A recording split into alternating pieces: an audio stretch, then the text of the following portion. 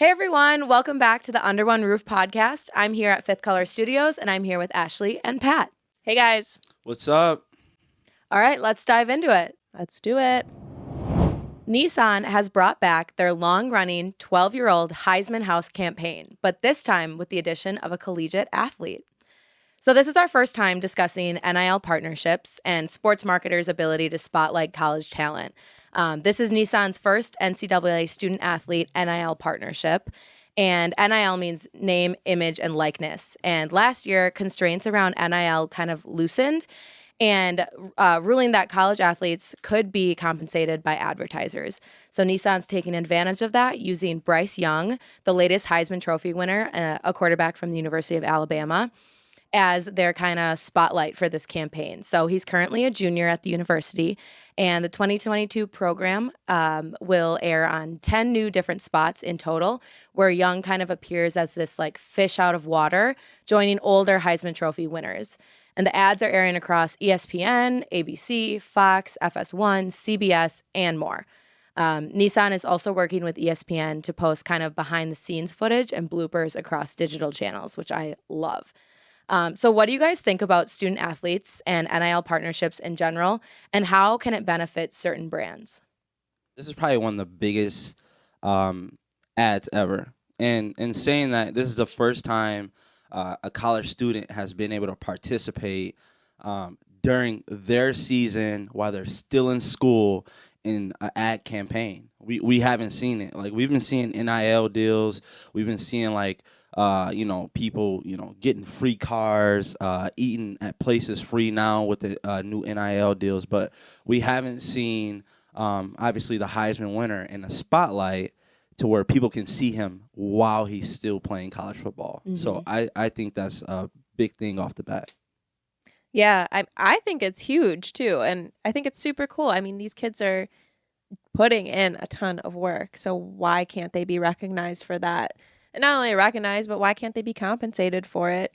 I mean, people are going to talk about them regardless. So I think it's great. It opens great opportunities for them. And just the level of sports, like, it's not just, the NFL anymore. Like, college football is huge. And so if companies, universities, companies, and networks are going to benefit off of someone's name, image, or likeness, like, I completely agree that the player should be compensated or something for it.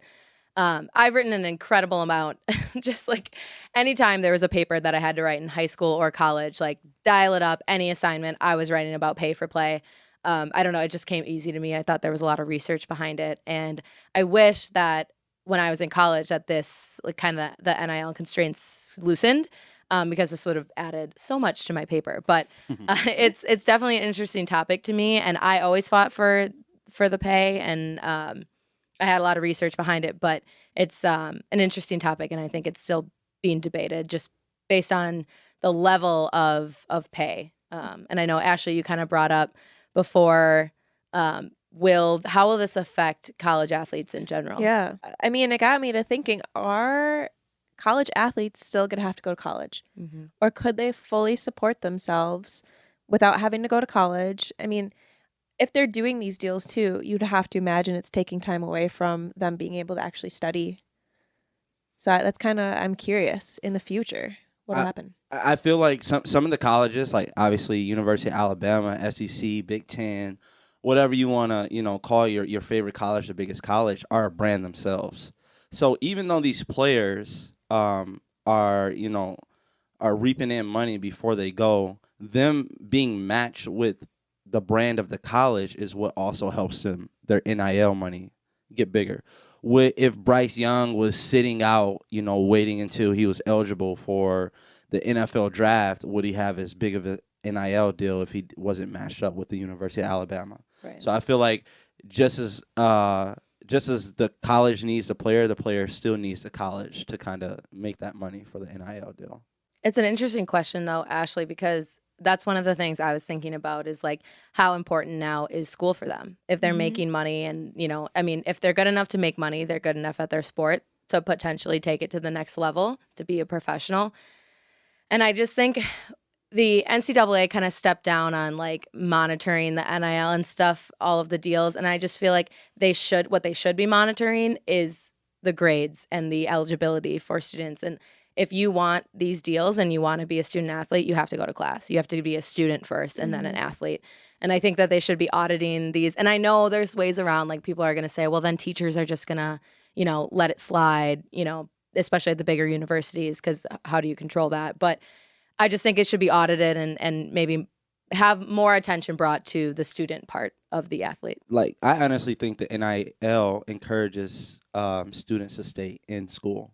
Well, yeah, because they can afford it. Right. 'Cause now I can afford it, especially like those bubble players. Like looking back to like, the Tim Tebows, the Johnny Manziels, those people, those players hit their peak in college. Like that's when they were the most popular.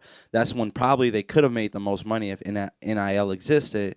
And right then and there, it would have, maybe if, a player of that stature is a junior and they're thinking about leaving, they're just like, oh, I don't have to leave. I make $8 million a year through this NIL deal. So I think it encourages people to stay. Now, on the basketball side of things, it might be a little bit different.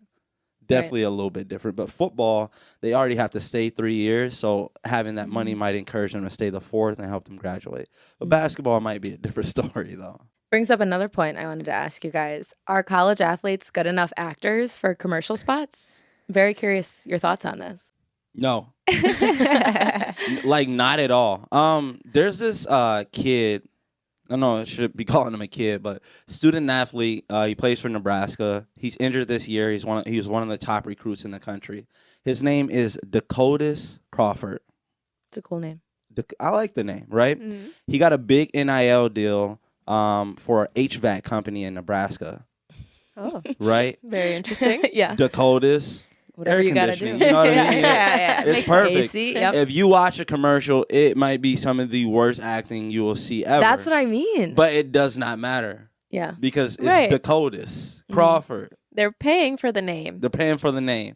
And it doesn't matter. Anytime you see an athlete in a movie, if they're not portraying themselves, it's just terrible. I brought up the example I have written down. I remember first time like watching The Blind Side, and all of a sudden Nick Saban is like fully in the movie, and I was like, what? Like, he wasn't a bad actor, but he was portraying himself. So I guess that's not as like, right. I don't know. He's just doing what he usually does. Right. Anyway, yeah. So. Kind of acting natural. Yeah. I mean, The Blind Side was I'm not a big fan.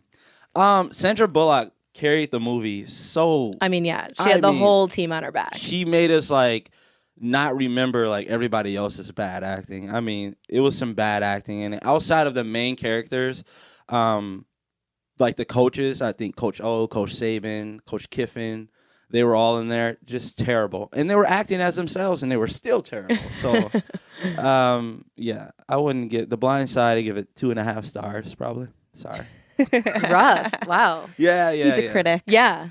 Clearly. Sorry. No, but I think it would. I don't know. I'm curious to see. I really want. Well, we're in Wisconsin, so I really want to see Braylon Allen in a commercial because he is so young.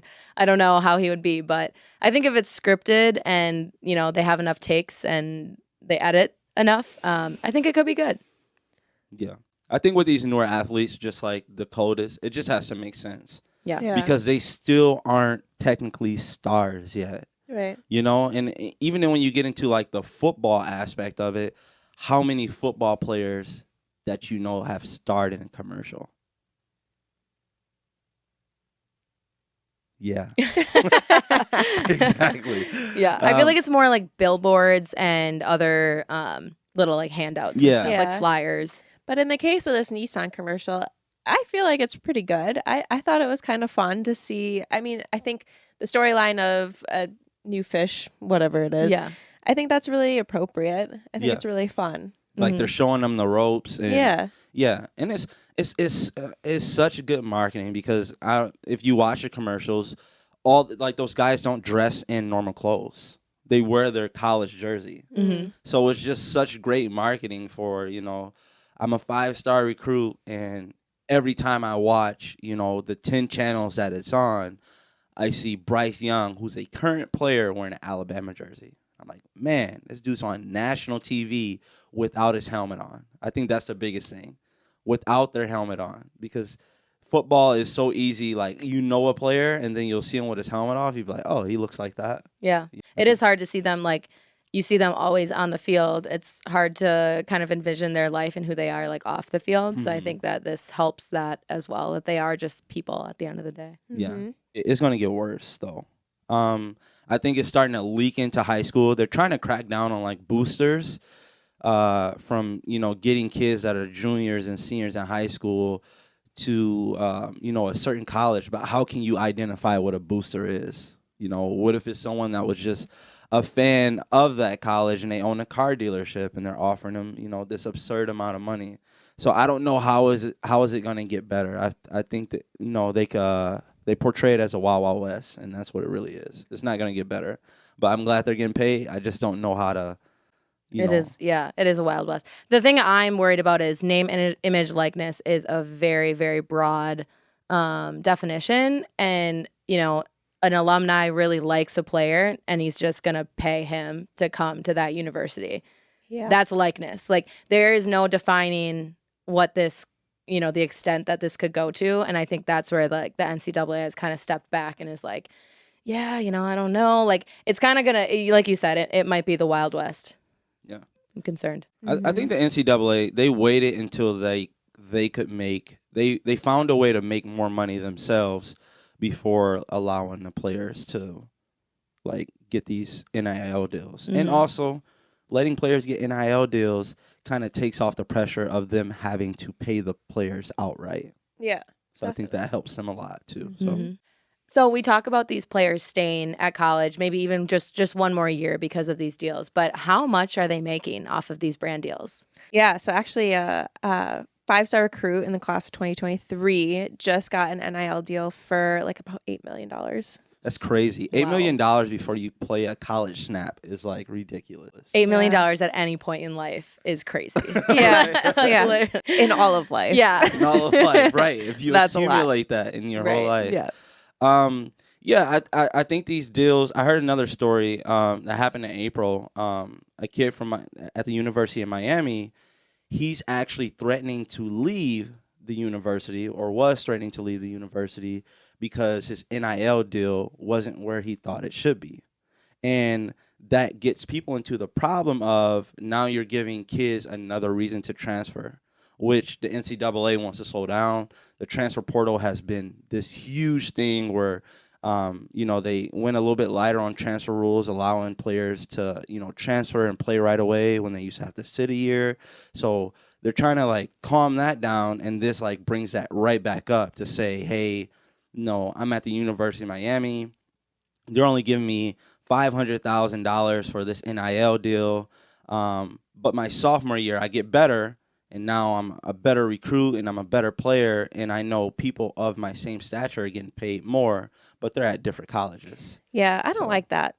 I don't know. That just does not seem right to me. If you're picking, so they're still college students, right? Right. So you're picking this college to go to college there, also to play football. Correct. Like, what's the priority then? Obviously getting paid, not so much your college. Right. Yeah. I think, though, that was always one of the arguments in my many, many papers that I wrote of pay for play. And it's always the argument, D3 kids play sports because of the love of the game. And it's like D1, it's just all about the money. But, like, if you think life is kind of about the money, Yeah. it's That's sad, but true. it's true. It's Yeah. like, you're going to go after the money. So, yeah, as much as we can talk about all day, like, oh, the kid's being a diva or whatever. He thinks he deserves more. He's not getting what he deserves. Like, at the end of the day, that's business. And apparently that's what the NCAA and D1, especially football, is going to be about, is kind of business. It's true. But, like, put yourself in a lecture, right? You remember those days when you knew who the athletes were in your lectures. Were they there? No. Right. No, never. And I remember at Iowa my freshman year, I went to my final exam and we all had to take it in the same big lecture hall. And I'm like, what the hell? Like, all the rookie freshmen were all in my lecture. And I was like, well, I've just simply never seen them here. Like, I guess it's a different situation when you're walking around campus and there's, let's say you're the starting running back. And before the NIL deals, you're seeing people walk around with your jersey on. yeah. your number Yeah. on. They're selling your jersey without your name on the back, but that person that goes to Iowa knows, hey, number 25, the running back is really good. I want an Iowa jersey, and this is influencing me to buy the Iowa jersey because I want that 25 jersey. And you're walking around and you got the same meal swipes as a person who's buying your jersey. Yeah. Yeah. It's just like that's crazy when you look at it. I don't think the NCAA. It sucks because there should be some middle ground, but it's either let them get paid or don't for the NCAA. As of now, there's no way out of this. Right. So I don't know what they're gonna do. You know, the NCAA has been like, Reggie Bush, who played for USC at a super popular time, was like one of the most popular players in the country. I had his jersey. Right. He got his Heisman Trophy taken away for taking money. Yeah. Yeah, and he still doesn't have it back, even after the rules have changed. So I think this is just like back pay, and all these players are reaping the benefits of that. So Right. So if you were in the case and if you knew if you transferred to a different school, you could make more money on a different NIL deal or whatever, but you really liked the coaches where you were at, you really liked the players, you loved the school, like, would you do it for more money? Do you think players are going to be doing that for more money? it depends on your background. Mm-hmm. If I come from the suburbs of Illinois and I'm at the University of Illinois and my parents already make 6-7 figures a year and I have a 6-figure deal, that's fine with me. Why would I leave? Mm-hmm. Right. But if I'm from the inner streets of Miami and I'm at the University of Miami and I get $500,000 my freshman year here and someone's offering me $1 million to transfer to, the University of Nebraska for some reason, that's where I'm going to go. My family needs money. We're not built from wealth. So it's like different situations where these players never know what happened. That's why the NIL deal is so popular, is because your career could end at any time. Yeah. I could play 4 years of college, be the greatest Iowa running back of all time, tear my ACL in the last game of the year, draft stock drops, don't make the NFL, and I never made a dime. And I probably made the college millions. So. Yeah. That's valid. All right. So Four Seasons Hotels and Resort is launching its brand refresh and largest paid media effort ever. So the multi-million-dollar campaign titled Luxury is Our Love Language showcases creative that interprets real-life guest experiences and emphasizes the personalized stay that the Four Seasons Hotels really offers. So the agency sourced the real-life ideas from customer feedback and surveys, along with comments and interviews with hotel teams, taking the research-intensive approach that we often take with our brand strategies. So I wanted to touch on this because it is similar to our brand strategies, and we spend a ton of time interviewing employees and customers, really immersing ourselves in the brand, into the current brand before evaluating kind of where we need to go and what we need to refresh. So what do you guys think about this approach, and is it important for the hotel before they do just a campaign? 100%. So I was reading this and I was like, this is straight BAB analysis. Mm-hmm. They figured out where they are in their brand life cycle. And I'm taking an estimated guess here, but I'm assuming that they are probably eroding, and they really need to kick in the cash in order to boost up their esteem, their differentiation. What probably happened is during the pandemic, they weren't marketing, people weren't having experiences with them, so they became a commodity. They're just like another luxury hotel. Right. So during that time, their esteem went down, their differentiation went down. So now they really need to kick it in high gear and start to build those back up so that they're not eroding anymore. They're not just a commodity. I think it's 100%. I think they're making great moves with this. Yeah. Yeah, I definitely think that is the case. And the travel industry has kind of rebounded since the pandemic. And we are seeing more marketing than we have in the last couple of years. And specifically, travel marketers expect to spend 27% more on media in this year's second half than they did in the first, and then they expected to. So 27% more on media. That's a lot more. And I love the refresh that this brand is taking, because I do think they saw challenges that maybe we would have seen or guessed, but some unforeseen challenges, both between them and other competitors, but also between them and homestay sites like Airbnb. So they're kind of battling a lot of different ships here. But I think that launching this new effort and kind of showing their niche thing, their point of differentiation, and sharing those real life experiences is going to be a big success for them. It's funny because they're sharing real life experiences, but I watched one and it's like the guy calls himself El Tigre, Yep. something like that. Like, first of all, that's not my life. Right. Yeah, I wish. But then they did all these fun things for him where they branded his steak with his like little emblem and they Yep. got him a fancy little robe. It's like, wow, that's a real life that I would like. Yeah. Yeah. Don't you guys feel like hotel stays have changed over the years from when you were younger? I feel like they were a lot more personalized. Yeah, but are you thinking of it through the lens of being a kid? Maybe.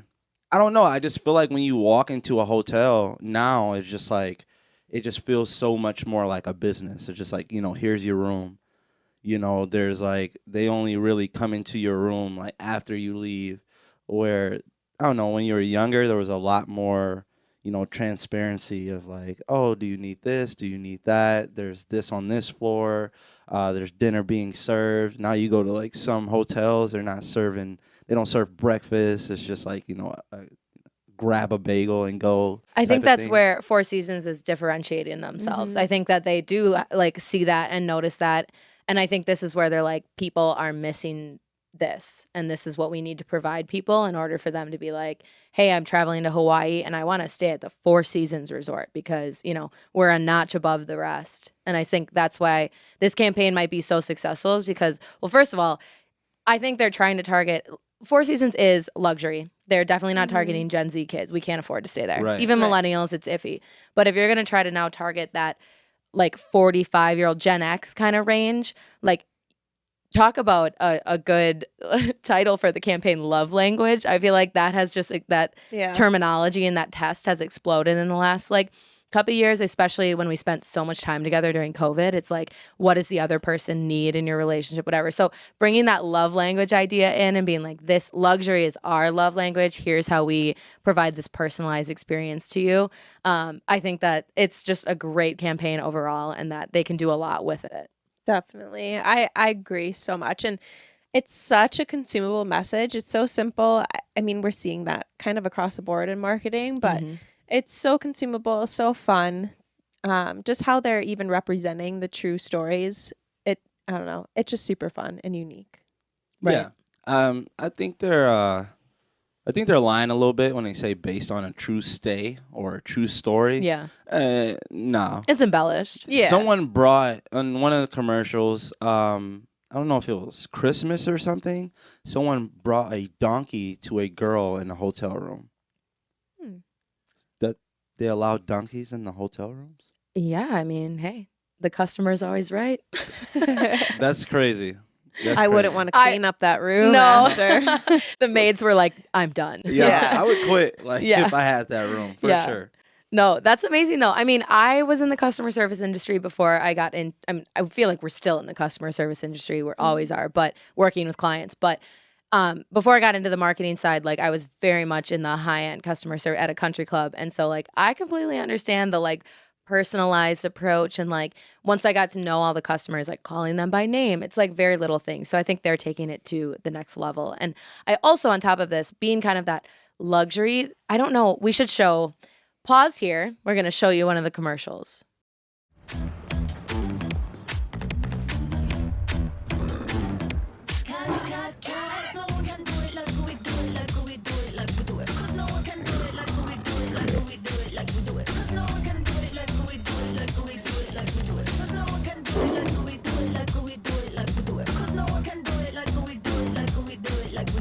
Okay, so I love the trendy and younger creative mixed with this like luxury brand. I think that they're taking it feels so holistic in what they're doing, and I feel like they're trying to appeal to a very wide audience, which isn't always a bad thing. Trying to reach kind of a bigger audience, appeal to this person and that through all these different things. And I just think the creative is so eye-catching. It's very fast-moving. It's very fast-paced, but I think that's what they need in order to get their message across quickly and also be like, hey, leave room to wonder. Leave them wanting more and kind of paying attention to this campaign overall. And like you said, personalized experiences, and that's kind of like their focus, but you compare it to those home sharing sites. And I don't know what your experiences has been with Airbnb, and I'd love to chat about it, but talk about a very different staying at a Four Seasons versus staying at an Airbnb that you rented in the same city. Those can be two very different experiences. And for me, I saw a TikTok and it was like the most relatable thing, but it was like you walk into a hotel and they're like, "Hello, Mrs. Grout. Can I offer you a warm towel for your hands?" Meanwhile, at the Airbnb, I'm like, "What's the Wi-Fi?" So I messaged the owner and she's like, "Honey, it's in the back on the back of the fridge in a little packet. Like, just move the fridge, unplug it, and replug it in." Like, it's so weird. It's just so different. So I don't know what you guys think about that, but I still love the resort experience. But it doesn't always fit everyone's need on a vacation. Definitely agree with that, because I was actually just on 2 trips. One where I stayed at a resort and they literally brought me drinks to the pool. I didn't have to get out. It was incredible. And then I stayed at Airbnb and I was on my hands and knees trying to figure out how to get the filter to actually clean the pool. So it was quite a different experience. Yeah, I'm not a fan of Airbnbs, because a lot of people don't use them as like a business. That's actually like their real home or one of their real homes that they actually currently stay in. So they leave like a lot of things up, They might leave, you have your great grandmother's ashes, right by the bed I'm staying in. I didn't know I was going to be. There's like picture frames of the Yes. family that lives there, and you're like, "This is weird." Yeah. Was this Uncle Ross's room? Yeah, literally. They still, some Airbnbs, they might leave their kids there and be like, "Oh, you have to babysit my kids if you want to stay here." It's like, what? 2 meals a day and bedtime's at 8. Oh yeah, my German Shepherd, if he stares at you, just feed him. Like, what? Why is he here? I also hate all the restrictions. Like, actually, I don't know if you experienced this, but the one I just stayed in was like, "No," in all caps, absolutely no bachelorette parties. What are we? A bachelorette party. I'm Right. like, oh boy. Obviously, you have to expect that. Yeah. We like closed all the blinds because we're like, just in case. Like, that's a weird thing to worry about while you are on vacation, is like, are the owners going to worry about our decorations? Like our balloons that are hanging from the ceiling? If you work at a hotel, I'm pretty sure that you went through a background check. If you own an Airbnb, there's nothing like, I don't know who owns this house. I don't know if there's cameras in there or whatsoever. So many people worry about the cameras in the hotels now. Like, Airbnb is a lot worse. They have property that they actually own that they can hook up and personalize. So, yeah, I think people were just waiting for hotels and resorts to make an effort to get back to like personalizing people's stays. And now that they're back on this wave, obviously starting with the Four Seasons, which is a little bit more luxury, but I'm sure hotels now that are a little bit, the Hiltons and the, those hotels will start to follow suit. And in a certain way to start to personalize, to start to take away people from, those Airbnbs. Absolutely. How do you guys think hotel chains, especially luxury ones, how do they market in order to combat these home sharing sites? And kind of like, what would work best in your opinion? What kind of message? Package deals. Mhm. That's the only way that they can get back to it, is to be able to let people buy their hotel and also get something else, working with a rental car service, working with the airport shuttle service, that different type of things. Just like Ashley said, that concept of being in a pool and someone bringing you a drink, the less things that someone has to do on an already stressful trip will help people, buy that package deal, stay in a hotel. Because Airbnb is like, they're separated from everything. Like, you can't package that with anything. Hotels, if they get back to that, the package deals, I think that'll work for them. Yeah, I agree. I mean, I think kind of doing what they're doing is just calling out exactly like, this is why you don't want to stay at an Airbnb. Like, this is what you get with us. And I mean, it is starkly different from what we just discussed. So I think just reining that in and calling that out, I think that would be super important. Yeah. The package deals things is interesting because we actually are seeing a shift from the marketing side of things for these type of hotels. Kind of, they're shifting away from the price kind of focus and more on the shared experiences. And I don't know if it's because they found research that people are actually, after being kind of at home for so long for COVID, people have a little bit more disposable income. They're ready to travel. They're ready to spend some money. So they're actually shifting away from that like price package deal thing to the more like, look at, these shared experiences and all the things that we'll do for you, that type of marketing. I'm wondering, with a kind of impending recession that we've been talking about for a long time, will they shift back to those package deals and the price kind of focus marketing, or will they continue with these, hey, but look at these shared experiences? It's a weird, like, you kind of teeter back and forth on it. And I think they could go either way. I think both are appealing to a different audience, but it's kind of at the time, what's more important. My point before about them driving themselves into being a commodity. I mean, they had to do that during the pandemic to get through it, just to survive. And now they're kind of refreshing themselves, kind of, rebranding themselves. And that's something that we see often with companies that we work with. We don't always have to do a full-on brand strategy. We can just look at their brand, see what's working, see what's not, and refresh it and refocus it. And I think, too, going back to the BAV analysis point, which is brand asset valuator, they were able to just pinpoint exactly where they were in their life cycle and just do some marketing and reinvent themselves a little bit in order to swing that back to where they needed to be. So it doesn't always have to be like full on, we need to not be the Four Seasons anymore. It could just be, okay, we need to refocus. We are at a new point in our life and we need to figure out how we market in order for other people to realize that. Right. And that really drives the message. Exactly. Kind of like what you were saying, like where they're at in the life cycle is going to drive what they choose to, like what their marketing message chooses to be. So now I want to go on vacation. Me too. Vacay soon. Starburst recently launched a new campaign called Ask the Universe. From now until mid-October, TikTok users can create videos that answer the question, how do they make Starburst taste so juicy? What do you guys think? How do they make them taste so juicy? I don't know. Some kind of voodoo something going on. Yeah, something's going on. I don't know what they're doing over there. It's pretty good. I almost brought them for us to eat today, but I forgot. You just heard us But if you had to, chomping. I had to ask, what flavor would you be? What's a pink one? The pink. I that's all you have Just to say. pink. Just pink. Yeah, I like any of their colors that are like some form of like the purple, violet, the indigo colors. Like the red. Yeah, all those Yeah. are really good. I'm not too into like the mangoes or the yellow ones, like that side. The oranges, yellowish side. I'm not. So you're the berries and cream Yeah. style, not so much a Berries, yeah. tropical. Yes. So for this campaign, users can add the hashtag #BeamItUpStarburst for a chance to have the video to be beamed up into space. It's not really clicking with me, but I don't know what you guys think about this. But the connection to space and the universe comes after a bunch of research was found that Gen Z is the generation most interested in space. So 14% more than the US average. We just love space. I don't know what's our fascination with like the universe or what it is, but the TikTok campaign encompasses a hashtag challenge, Spark ads, and a partnership with an astrophysicist and influencer, Kirsten Banks. So in your opinion, do you guys think that this campaign fits, or are they trying to kind of shove a square peg in a round hole? Definitely a square peg in a round hole, but like, I don't know. It's so weird. So weird. But when you look back at their berries and cream, the little ad, like everyone knows that. And at the time, it was so like odd. I don't know. But it worked. So why not?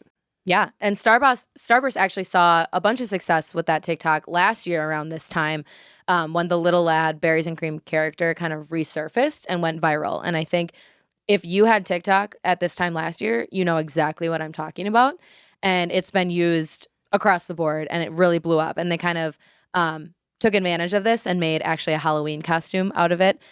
So I think, I didn't know actually though, I will say, I don't think they took the best advantage of it because I did not know that that was a Starburst commercial. I didn't know where that came from. So until I saw this and I was like, oh, that's where that came from. So everyone knows Little Lad, berries and cream, but it was like, oh, I didn't know that connected to berries and cream Starbursts.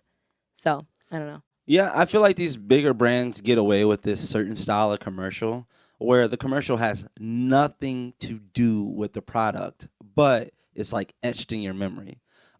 Skittles had a commercial where a guy was literally plucking Skittles off of someone's face and eating them because the Skittles was contagious.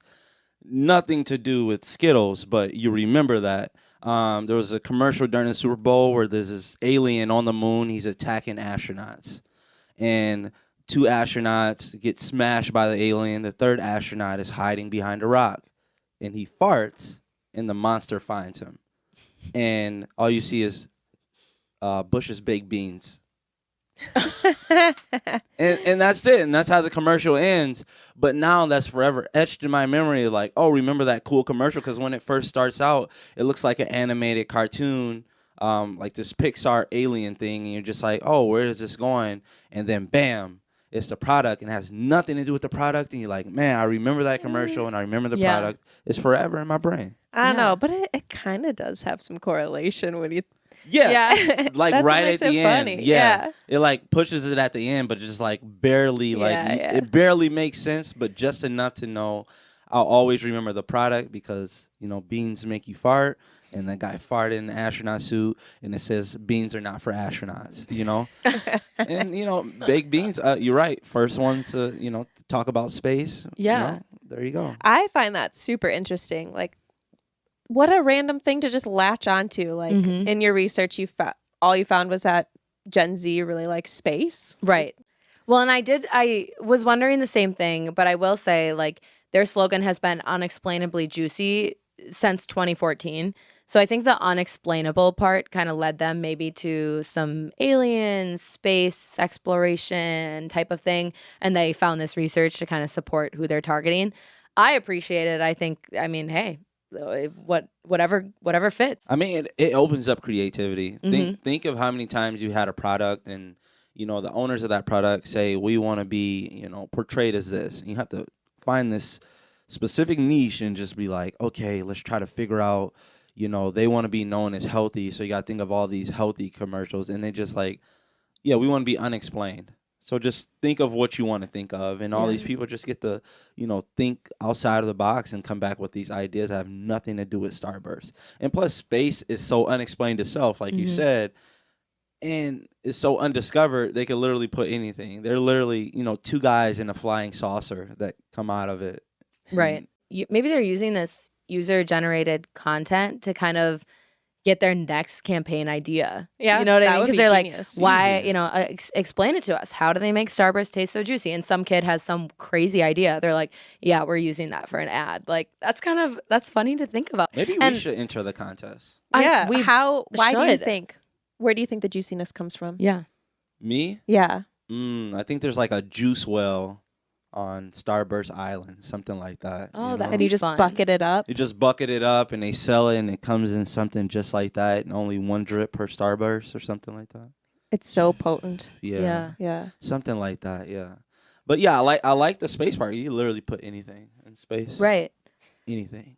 And Starburst hasn't done too much advertising since 2015. So this campaign and their recent TV spot kind of are working to bring a new life to the brand. And I think they're still relevant, but I think exactly, they need a little refresh and they need some new life here. So this campaign is kind of working to do that.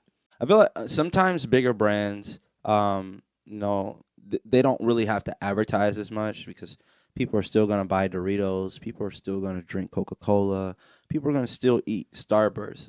But like as time goes on, you see, new creations and new competitors come out. They're like, okay, have your fun. All right, here goes a big campaign to make everybody forget about you again. Right. And they just come out, flex their muscle for, the year, and they go back into hiding. And just like, but usually it's around like Super Bowl time, but every once in a while they'll put one out before then. So just another flex by a big brand. And if you're a competitor and you see that, you're like, how do I compete with that? Like, what do I come up with now? And their budget is just like, exactly. They come in flexing their muscles. It's like that meme from Wolf of Wall Street where Leonardo DiCaprio's like, I ain't leaving. I'm not leaving. That's how I feel about Starburst. Yeah, they're definitely here to stay, and they're, anytime Skittles, Starburst in the candy realm, they feel like someone's creeping up. They can just always come back with some outlandish commercial, and it's just like, hey. Yeah. But that is really smart about them doing user-generated content. And, yeah, they're probably going to find their next commercial from somebody who's not even going to win the contest. So right, yeah. They get nothing for it, yeah. Nothing at all. Yeah. So what do you guys think about the users? They can add that hashtag beam it up Starburst for a chance to get the video beamed up into space. It's like, what does that mean? I have no idea. And I think that's part of the unexplained part. Yeah. Yeah. You don't know what it means. Yeah. Like do you think people are more inclined to do it because they don't know what that means? Yes, because what would make me, because I think it stretches to each generation. Mm-hmm. You know, it's like beamed up into space. Like, what does that mean? Sounds scary. Sounds scary, sounds exciting, sounds new. You know, if you were offering a car, you probably lose a 12-year-old. The 12-year-old's not doing it. I can't even drive the car. If you're offering, you know, a house or something like that, but if you just say, hey, get a chance to beam it up to space, like, all right, I'm entering. Yeah. Like, I don't Sounds know. good. I don't know what this means. It Yeah. sounds like I might go to space. I'm Yeah. taking it. Yeah, true. I don't know. We'll have to give it a try. Definitely. Yeah. Might win. We probably will win. Let's beam it up. Could be cool. Beam it up. All right, Q&A time. If you have a question you'd like us to discuss, you can email underoneroof@fifthcolor.com. So this week's question is, I'm looking to hire for a position we have open. And we've narrowed it down to just a couple candidates. One of them has a lot of experience in the industry, but has jumped around and didn't seem super enthusiastic during the interview process. The other is more junior, but has shown a lot of ambition and excitement for the role. What is your advice on the situation, and how would you handle it? I would say you always have to choose ambition because you can't teach that. You just have to have it. I mean, I know there's certain times where you're definitely looking for someone that's more experienced or even someone that is a little bit more junior, but if they lack ambition, I don't know. It just doesn't seem like it would be worth it whatsoever. Yeah. I think the biggest thing I learned about from working here is it's really not about the experience, because you're going to eventually figure it out together with your team. You actually have to have ambition to figure out things with your team. And you want someone that's hungry. You don't want someone that's like looking for the next big thing. You want them to think your company is the big thing, and you want them thinking that they can build inside your company and within your company. Right. I think it definitely depends also on the position, the company, and what you want the company culture to be like as well. Because if you just want someone with the experience who comes in, does the job, and leaves each day, then fine. Maybe that's what you're looking for. But if you want someone who's ambitious and maybe going to create not just excitement, but create positive change within the organization, whether it be culture, whether it be new ideas or whatever, that type of person would maybe fit better at our company, like that we're, growing and need, we put a ton of emphasis on company culture. And so that's really important to us, but maybe that's not important to every organization. So you kind of have to look at what your company needs for that position. Yeah. And you could show up to a job interview. You could have a stacked resume. And if you showed no interest in the company or any kind of drive whatsoever, it's like, sorry, we do not want you. Right. No. Based on the explanation that I've read, like they kind of sound burnt out. Yeah. And that would make me super hesitant to hire them, just because you're hiring them for a new position that you don't want to be hiring again for in less than a year, you know? So it's like, it's a lot of money. I mean, we talk about it a lot. Like, it's a lot of money to hire someone, train them, and get them started. And so you want them to be, the ambition seems more appealing to me, just because that sounds like that they're maybe a little bit more willing to stay at the organization. I honestly think the biggest component in company hiring, which one will they hire, is who's already on your staff, right? If you have someone with a lot of ambition, but the people on your staff are not good teachers, they're not good leaders, then it's probably not going to work out, because they're going to have all this ambition with nobody to teach them, and they're just going to get lost eventually. So if you don't have anybody to teach them on their staff, then you probably would take the more experienced person so they can do stuff on their own right away.